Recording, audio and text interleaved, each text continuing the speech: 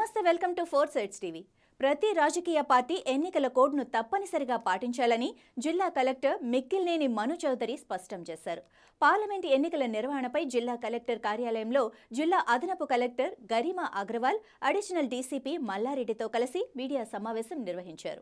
ఈ సందర్భంగా కలెక్టర్ మను చౌదరి మాట్లాడుతూ తెలంగాణలో 4వ విడతలో ఎన్నికలు జరుగుతాయని చెప్పారు. సిద్దిపేట జిల్లాలో మొత్తం 9,61,361 మంది ఓటర్లున్నారని తెలిపారు. ఎన్నికల నిర్వహణపై అధికారులకు ఇప్పటికే శిక్షణ ఇచ్చామని చెప్పారు. ఫిర్యాదులు ఏమైనా ఉంటే సి విజిల్ యాప్ ద్వారా చేయవచ్చని వివరించారు.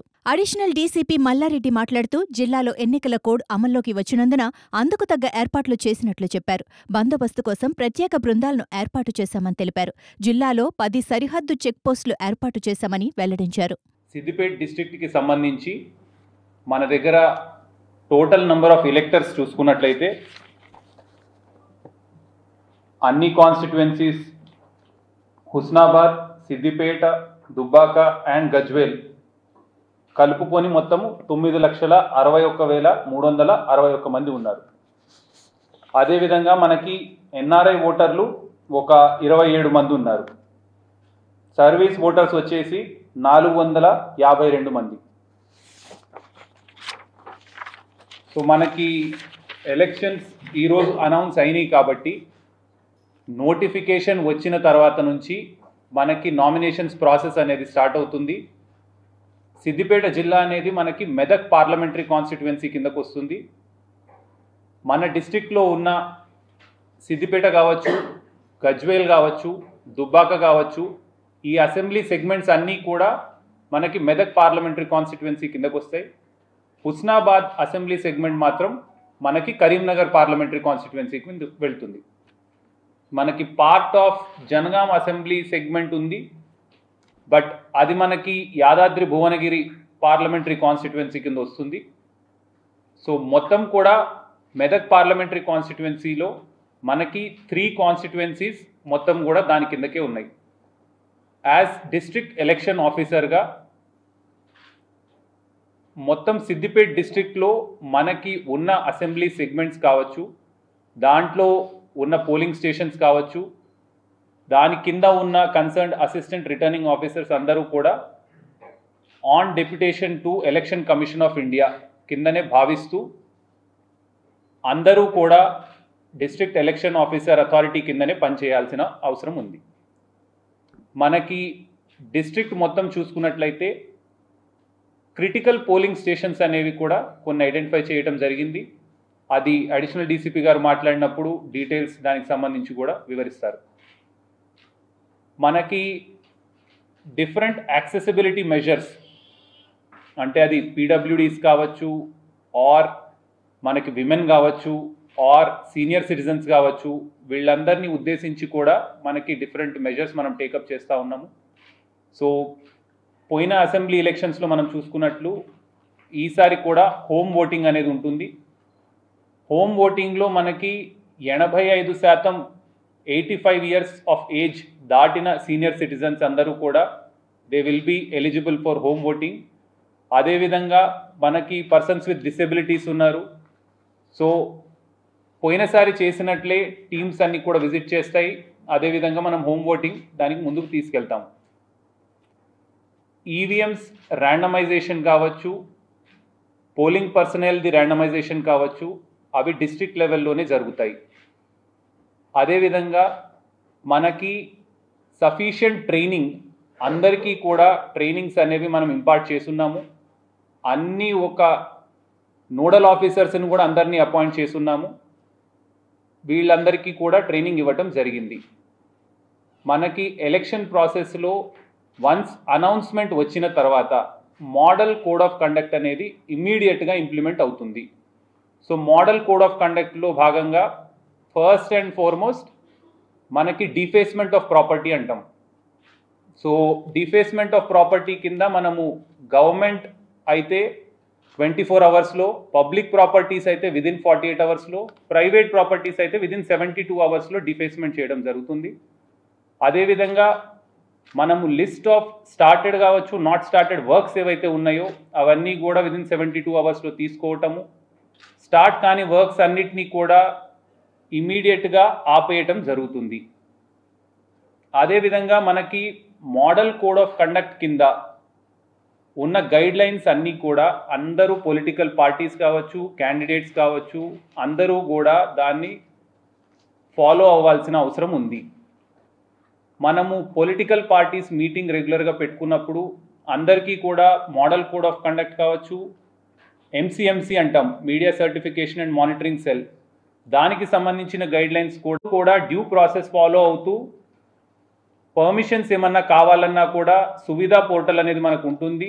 దాంట్లో అప్లై చేసుకుంటే పర్మిషన్స్ అనేవి డెఫినెట్గా వస్తాయి. వన్స్ మనకి నామినేషన్ ప్రాసెస్ స్టార్ట్ అయిన తర్వాత ఎట్ ది రిటర్నింగ్ ఆఫీసర్ లెవెల్లో మనకి నామినేషన్ ఫైల్ చేసిన దగ్గర నుంచి ఎవ్రీథింగ్ కూడా మనకి ఎన్కోర్ పోర్టల్లో రిఫ్లెక్ట్ అవుతుంది. ఎన్కోర్ పోర్టల్లో డీటెయిల్స్ మొత్తం కూడా మనకి చూడటానికి అందుబాటులో ఉంటాయి. ఎలక్షన్ కమిషన్ ద్వారా డిఫరెంట్ యాప్స్ అనేవి కూడా ఈసారి ఇంట్రడ్యూస్ చేశారు. పోయిన అసెంబ్లీ ఎలక్షన్స్లో కూడా మనం చూసాము. సో నోటబుల్గా అందులో మనకి ఓటర్ హెల్ప్ లైన్ యాప్ ఉంది. సో ఓటర్ హెల్ప్ లైన్ యాప్లో ఓటర్ వాళ్ళ part number, serial number, polling station ఎక్కడ అనేది ఆ డీటెయిల్స్ తెలుసుకోవటానికి వాళ్ళు అందులో డీటెయిల్స్ ఎంట్రీ చేస్తే వాళ్ళ పోలింగ్ స్టేషన్ వివరాలు తెలుస్తాయి. ఇవి కాకుండా కూడా వాళ్ళకి ఎలక్షన్ కమిషన్ సర్క్యులర్స్ కావచ్చు, గైడ్లైన్స్ కావచ్చు, చదువుకోవాలన్నా కూడా అందులో అవైలబిలిటీ ఉంది. అదేవిధంగా మనకి సక్షమ్ యాప్ అని ఒకటి ఉంది. సక్షమ్ యాప్ కింద మనకి పీడబ్ల్యూడీస్ ఒకవేళ వీల్ చైర్ కావాలి అని అనుకున్నప్పుడు వాళ్ళు అందులో రిక్వెస్ట్ పెట్టుకుంటే వీల్ చైర్ ఫెసిలిటీ కూడా ప్రొవైడ్ చేయడం జరుగుతుంది. ఆల్రెడీ అందరూ పీడబ్ల్యూడీస్కి మనము at the polling station location wheelchairs పెడుతున్నాము. వాళ్ళ ట్రాన్స్పోర్టేషన్కి కూడా మనం చాలా వరకు ఫెసిలిటేట్ చేస్తున్నాము. ఇవి కాకుండా కూడా మనకి సివిజిల్ యాప్ అని ఉంది. ఆ సివిజిల్ యాప్లో ఎక్కడైనా ఏదైనా కంప్లైంట్ వచ్చింది అంటే అది model code of conduct violation కావచ్చు, ఇతరత్ర డిస్ట్రిబ్యూషన్ ఆఫ్ లిక్కర్ కావచ్చు, ఫ్రీబీస్ కావచ్చు, ఏదైనా ఇట్లాంటి సంఘటనలు ఆల్రెడీ వాళ్ళ దృష్టికి వచ్చినాయి అంటే అందులో కంప్లైంట్ రేజ్ చేస్తే ఇమ్మీడియట్గా విదిన్ 100 minutesలో దీన్ని మనము డిస్పోజ్ ఆఫ్ చేస్తాము, ఇష్యూని రిజాల్వ్ చేస్తాము. సో ఇట్లా కమిషన్ ద్వారా వేరియస్ ఐటీ యాప్స్ కావచ్చు, ట్రైనింగ్స్ కావచ్చు, ఈవీఎంస్కి సంబంధించిన సఫిషియంట్ నంబర్ ఆఫ్ ఈవీఎంస్ మన దగ్గర ఉండటము, మ్యాన్ పవర్ సఫిషియెంట్గా ఉండటము, ఇవన్నీ ఆస్పెక్ట్స్ను కూడా ఎట్ ది డిస్ట్రిక్ట్ లెవెల్ మొత్తం కూడా డిఓ కంట్రోల్లో we're taking care of it and we're fully geared for the upcoming parliamentary election. So with respect to law and order I would request my additional DCP గారిని ఒకసారి brief చేయవలసిందిగా కోరుతున్నాను. Regarding law and order point of view sir, మనకు టోటల్గా 626 జిల్లాలో 626 locations ఉన్నాయి. దీంట్లో sir normal వచ్చేసి 562 ఐడెంటిఫై చేసినాం సార్. క్రిటికల్ వచ్చేసి 64 లొకేషన్స్ అండి, పోలింగ్ స్టేషన్స్ కాదు. ఒక్కొక్క లొకేషన్లో 2, 3 ఉండొచ్చు, 1 ఉండొచ్చు polling stations. So locations sir మేము 64 ఐడెంటిఫై చేయడం జరిగింది. సో ఇక్కడ ఏంటి సార్, పోలింగ్ స్టేషన్ బట్టి మన సిబ్బంది ఉంటారు. సో ఒక పోలింగ్ స్టేషన్ ఉంటే ఒకరు ఉంటారు, 2 పోలింగ్ స్టేషన్స్ ఉంటే 2 ఉంటారు. సో ఆ విధంగా ఆ స్కేల్ ప్రకారం election commission of India scale ప్రకారం మనం మెన్ డిప్లాయ్మెంట్ చేయడం జరుగుతుంది. దీంట్లో సార్ క్రిటికల్ అనేసరికి మనం ఆఫ్ సెక్షన్ సిఏపిఎఫ్ అంటే సెంట్రల్ బలగాలను కూడా ఆఫ్ సెక్షన్ ఇస్తాము, 1+3 కానీ 1+4 కానీ. సో ఆఫ్ సెక్షన్ మనం డిప్లాయ్ చేయడం జరుగుతుంది సార్. 64 క్రిటికల్ లొకేషన్స్ ఉన్నాయి సార్ మనకు జిల్లాలో. సో వల్నరబుల్ ఏమి లేవు సార్, వల్నరబిలిటీ కింద మనకి ఏం లేవు సార్, ఓన్లీ క్రిటికల్ కింద ఐడెంటిఫై చేసినాం సార్. తర్వాత సార్ మన జిల్లాలో వచ్చేసి ఎఫ్ఎస్టీలు 11 పనిచేస్తాయి సార్, ఫ్లయింగ్ స్క్వాడ్స్. తర్వాత ఎస్ఎస్టీలు స్టాటిక్ సర్వేలెన్స్ టీమ్ అని చెప్పేసి మనం 13 ఉంటాయి సార్, 13 టీంలను ఫామ్ చేసాం సార్. ఎంసీసీ టీంలు వచ్చేసి 26 సార్, విత్ కోఆర్డినేషన్ రెవెన్యూ వాళ్ళతో కలిపి పోలీస్ వాళ్ళు ఎంసీసీ టీంలో ఉంటారు సార్, ఎస్ఐలు ఉంటారు దాంట్లో. సో అవి మనకు 26 ఉన్నాయి సార్.